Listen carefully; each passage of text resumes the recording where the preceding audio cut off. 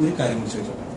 ഈ നാദാപുരത്ത് നടന്ന ഒരു പെൺകുട്ടി പീഡിപ്പിക്കപ്പെട്ട ഒരു സംഭവം, ഈ സംഭവത്തിൽ കുറ്റവാളികൾ ശിക്ഷിക്കപ്പെടണം എന്നൊരു കർശനമായ നിലപാട് തന്നെയാണ് ഉസ്താദ് തുടക്കം മുതൽ സ്വീകരിച്ചത്.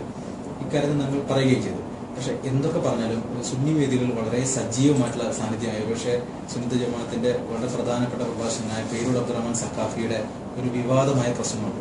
അത് നിഷേധിക്കാൻ കഴിയുന്നതല്ല. അദ്ദേഹം ഒരു പെൺകുട്ടിയുടെ ലൈംഗിക ഭാഗത്തെ കുറിച്ച് പറഞ്ഞുകൊണ്ട്, ബലൂണിനോട് ചേർത്ത് പറഞ്ഞുകൊണ്ട് വളരെ മോശമായ എന്ന് വിശദീകരിക്കാവുന്ന രീതിയിലുള്ള ചില പരാമർശങ്ങൾ നടത്തി. സത്യത്തിൽ കർശനമായിട്ടുള്ള അതൊക്കെ പ്രസംഗത്തിന്റെ ആദ്യം അവസാനം വരെ കേട്ടു നോക്കിയാൽ മാത്രമേ മനസ്സിലാക്കാൻ കഴിയുള്ളൂ. ഞാനത് കേട്ടിട്ടില്ല. അടർത്തിയെടുത്ത് ക്ലിപ്പാക്കിയത് കൊണ്ട് കാര്യങ്ങൾ മനസ്സിലാക്കാൻ സാധിക്കുകയില്ല. ആദ്യാവസാനം വരെ കേട്ടു നോക്കിയാൽ മനസ്സിലാവും. അങ്ങനെ വല്ല അബദ്ധവും സംഭവിച്ചിട്ടുണ്ടെങ്കിൽ എപ്പോഴും അത് സുബദ്ധമാക്കാനുള്ള വേണ്ട നടപടികൾ സ്വീകരിക്കാൻ അവർ തന്നെ തയ്യാറാവുകയും ചെയ്യും.